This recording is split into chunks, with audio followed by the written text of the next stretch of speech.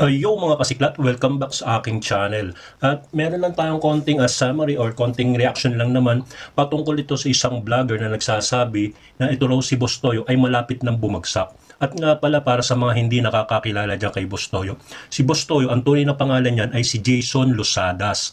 At isa siyang rapper, vlogger at businessman. Siya rin yung nasa Pinoy Pawn Star. So ayan po si Boss Toyo para lang medyo makilala natin ng konti.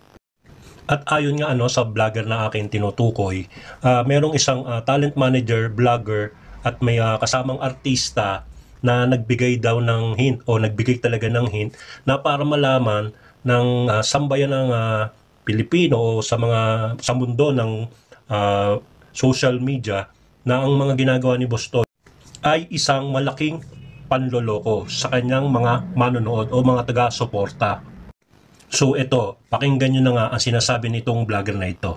Tukoy sa isang sikat na vlogger, talent manager / vlogger at isang artista na kung saan ay natuklasan ang isang scripted na pangyayari na ikakagulat ninyong lahat.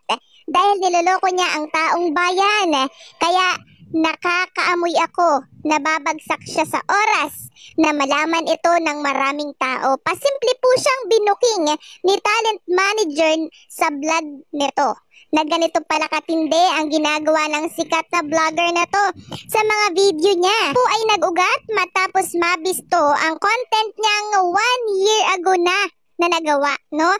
Na nabisto ng isang talent manager / vlogger na ito palang ginagawa ng vlogger na to ay for the content lamang at mismong yung nakasama niya sa video ang nagbisto nito.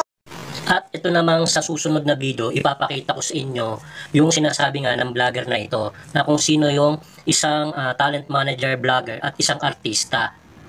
At ipapakita din dito na kung bakit nga yung artista na ito, yun nga yung sinasabing 1 year pa ang nakaraan na kung bakit nga lumapit itong artista na ito dito kay Boss Toyo. Tapos dito na nga nangyari itong isang vlog naman itong si talent manager, vlogger na kamakailan lang nga na dito niya na nagbigay ng konting hint nga patungkol nga dito kay Boss Toyo. At kaya dito nag-react itong vlogger na ito. Fallback ka, meron kang pinagkukunan sa araw-araw. Ako naman sinabi ko rin before na hindi naman mahirap sa akin magtrabaho ng ganito. Sanay naman ako. Kumbaga, hindi ka natatakot bumalik sa dati. Hindi ako natatakot bumalik sa dati, pero at the same time, ginagawa ko ang lahat para hindi ako bumalik sa dati. Ano yung mga paraan na ginagawa mo para hindi ka bumalik sa dati? Nagbebenta ng kaluluwa, ganyan. Charing. Trabaho. Hanggat ni-offer, iniisip ko na ang daming may gusto ng trabahong meron ako. Kaya tanggap, maliit, malaki, work is work. After election ba, dumami lalo trabaho mo o ano? Siguro mas naging consistent yung trabaho. Hindi man dumami, pero mas naging consistent kasi hindi ako nawawalan ng work kay Senator Amy, hindi ako nawawalan ng work kay Direk Daryl, sa Viva. So, feeling ko mas naging consistent siya. Kaya rin nakapagpundar ka ng kondo. Ano pa naipundar ni Juliana? Yung kondo, yung kotse ko, yan ang mga napundar. Itong paresan, pundar din to, di ba? Kasi iniisip nila, kaya ka naghihirap. Kasi pinibenta mo na yung mga corona mo sa napanalunan mo sa It's Showtime. Hindi ko yung naman mga binenta. O anong nangyari? For content For mo the ngayon? content lang yun with Boss Toyo. Actually, si Boss Toyo kasi that time, inaawitan niya ako ng inaawitan na mag-collab kami. Eh, hindi naman ako nag-vlog. Hindi ko pa siya kilala. So, doon ko lang nalaman na, nung inaral ko na, sino ba to si Boss Toyo? So, nakita ko na meron siyang Pinoy Pawn Star na nagbebenta yung ng mga gamit, ganyan. So, sabi ko, ang naisip ko, actually, ako rin naman nakaisip ng content na sabi ko, ang pwede natin i-content since nabili ka ng mga benta, eh di kunwari, bibenta ko sa yung corona ko ng Miss Q&A. Yun lang. For the content lang yun. Kung papatayin ako ng nanay ko pag binenta ko yung corona ko. Totoo. 400,000 lang. Hanggang doon lang. Hanggang doon lang yung kaya ko. 400,000. 400,000 daw. Papatayin ako ng nanay ko na ito. Hindi kaya, boss. Sorry, pero hindi talaga din kaya. Malay mo na lang, maging bridge yung Pinoy Pawn Star, may makapanood. Binibenta mo naman 1 million or hanggang 800,000 or maybe pag-isipan din muna namin, pag-usapan namin. Pwede naman ako bumalik anytime. So ayun na nga mga kasiklat na si Juliana naman pala ang nag-isip ng content na yun at hindi si Boss Toyo.